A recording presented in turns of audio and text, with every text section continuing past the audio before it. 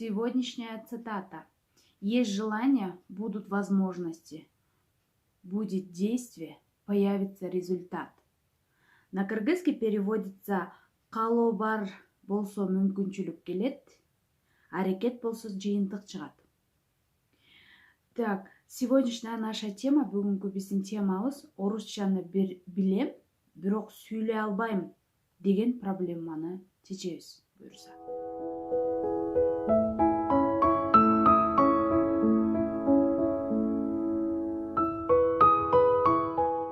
Бул видео өзүмдүн менин студенттеримдин өтүнүчү боюнча тартылып жатат.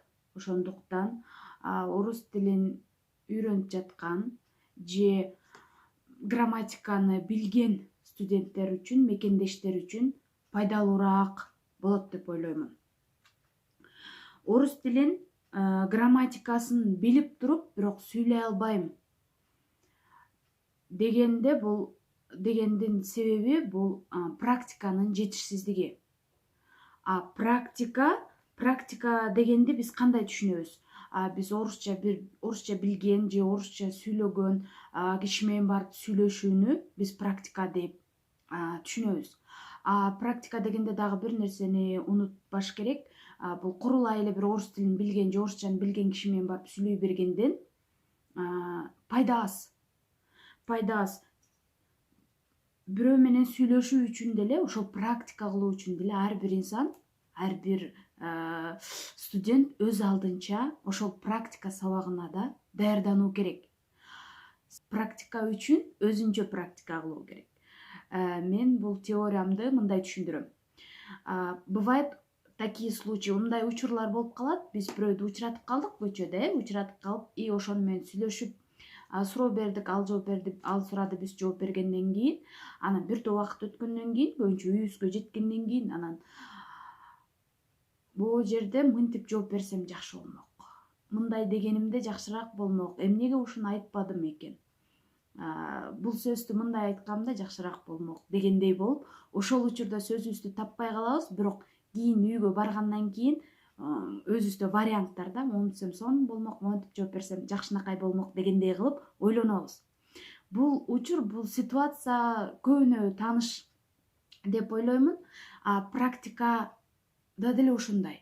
Эгерде сиз даярданбай туруп, мен бирөө менен сүйлөшүп гана орус тилди үйрөнөм деп, же мугалим менен, ошол эле мугалим менен же бир көчөдө, магазинде бирөө менен сүйлөшкөндө эптеп орус тилин кошуп сүйлөйбүз, бирок үйгө келгенден кийин каталарыбызды байкайбыз өзүбүздүн. Ушунтур эмес айтып алдым, мында мынтип жооп берсем болмок экен дегендей болуп, кайра эле сарсанаа болуп, переживать этип баштайбыз. Орусча сүйлөп кетүү үчүн, орусча случайно бирөөдү учуратып калган учурда деле кенен кесир сүйлөп кетүү үчүн сонун бир упражнение бар, бир машыгуучу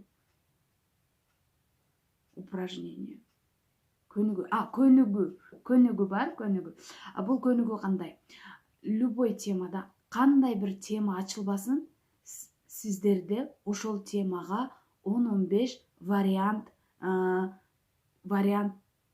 темалар, кошумча темалар болуш керек.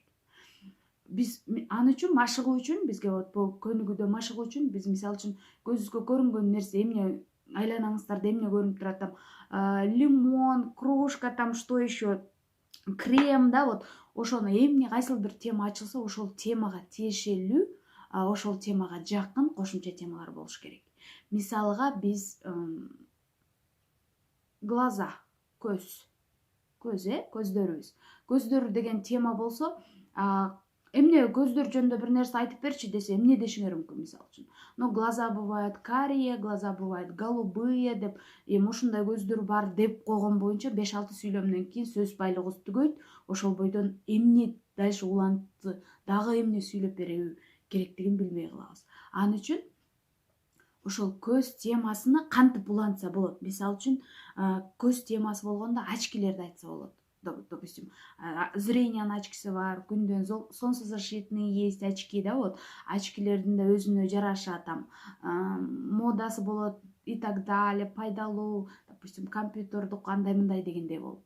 Ошол эле учурда, допустим, черника жөнүндө сөз кылса болот, көз жөнүндө сүйлөп жатып, мисалы үчүн. чтобы унчукпай туруп калбаш үчүн. То, что черника полезна для зрения, для глаз, көзгө пайдалуу, зренияга пайдалуу дегендей эле. Или, может быть, вот көз жөнүндө тема ачылганда, вот телефон, вот телефондун яркостун кечинде караңгыда вот яркостун өтө жарык кылып көргөндө көзгө зыян, зренияга зыян дегендей кылып, опять же, понимаете, самое главное вот распространять, кеңейтүү теманы. Жөн эле көздөр ушундай болот эмес, а көзгө тиешелүү любой теманы алганда ошону улантып кеткендей даярдануу. Ал дегени ар бир предметке толтура эме эмес, просто ошентип машыга берсе киши көнүп калат. Байланыш таап. Андан кийин биз антип машыкканыбыздан кийин, допустим, о глазах, жанагы эле көздөр десек, вот очки бывают деп айттыгы.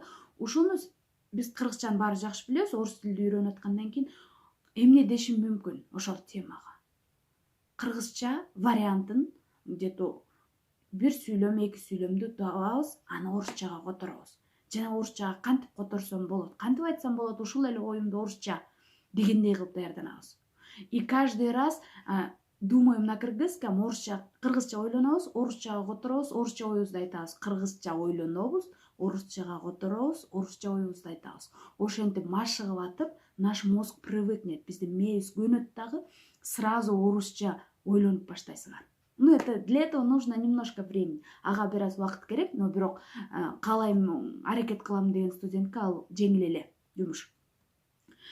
Которобуз, анан бара-бара уже мы начинаем думать на русском. Биз орусча ойлонуп баштайбыз. Которуунун кереги жок, у нас автоматически на русском уже думаем и так далее. Бул деңгээлге жеткенден кийин, вот для нас, вот тогда нам нужен диктофон какой-нибудь. Диктофон керек. Бир теманы алабыз, өзүбүз эле. Вот это самостоятельная работа. Муну ар ким өз алдынча аткарыш керек. Вот бир теманы алдык, өз оюбузду орусча айттык, аны ошол учурда диктофонго жаздырдык. Диктофонго жаздыргандан кийин аны кайра угабыз. Укканда жанагы менин теориям келип чыгат. Мен муну мондай айтсам болмок экен, могу жерде ката айтып алга турбаймынбы деп өзүңөр катаңарды байкалат. А байкалгандан кийин кийинкиси жакшыраак запись болот. Аны уккандан кийин дагы деле бир все-таки бир каталар, могу муну кошумчаласам болмок экен, ошондо жок дегенде бир 5 мүнөт, 10 мүнөт сүйлөш керек бир темада.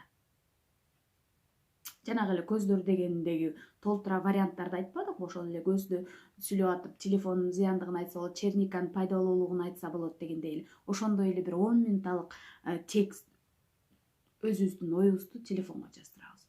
Аны угабыз, каталарын байкайбыз, аны кайрадан жаздырабыз. Кайра 5-6 жолу жаздырганда уже 6-7 вариантыңар уже сонун өз оюңарды сонун билдирип калган учур болот.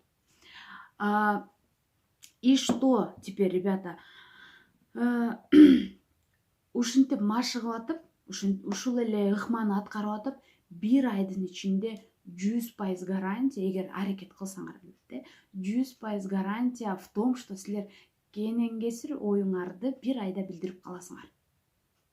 Ошондо бирөө менен көчөдө сүйлөшүп калганда даяр болуп каласыңар. Просто сөзүңөрдү таппай калдым, анан сөзүм түгөп калды деген проблема просто жоголот. Бирок биз ошол бир ай кыйналып, аракет кылып, кандай болсо деле аракеттенип, бир ай машыгып, ушул көнүгүүлөрдү аткарып, сүйлөп кеткөндөн коркобуз, андан качабыз. Бирок 10-15 жыл орус тилин сүйлөгөндөн качып, орусча билгендерден качып жүрө бергенге даярбыз. Эмнегедир. Ошондо гана, балдар, ошондо гана биз практикага даяр болобуз. Бирөө менен сүйлөшкөнгө даяр болобуз, практикалык урокторго даяр болобуз, өз оюбузду кенен-кесир билгенге. Ансыз кандай болот, достор? Практикалык сабак башталат и мугалим айтат, өзүң жөнүндө айтып бер. Мисалы дегенде, туулган жылыбызды айтабыз, эмне кылганыбызды айтабыз, кайсыл жерде чоңойгонубузду айтабыз, семьябыз жөнүндө бир нерсе айткызсак, ал 5-6 сүйлөм болот, ошону менен сөзүбүз түгөп калат. Ошол эле учурда жанагы принцип, ар бир темага ага байланышкан 10-15 кошумча кичинекей подтемаларыбыз болушу керек. Каналга жазылабыз, достор. Жакса лайк басабыз. Жакпаса ушул убакытка чейин, акырына чейин көрмөк эмессиздер, менимче. Ой пикириңиздерди комментарий калтырыңыздар. жана кайсыл темада видео тартылуусун кааласаңыздар анда калтырсаңыздар болот.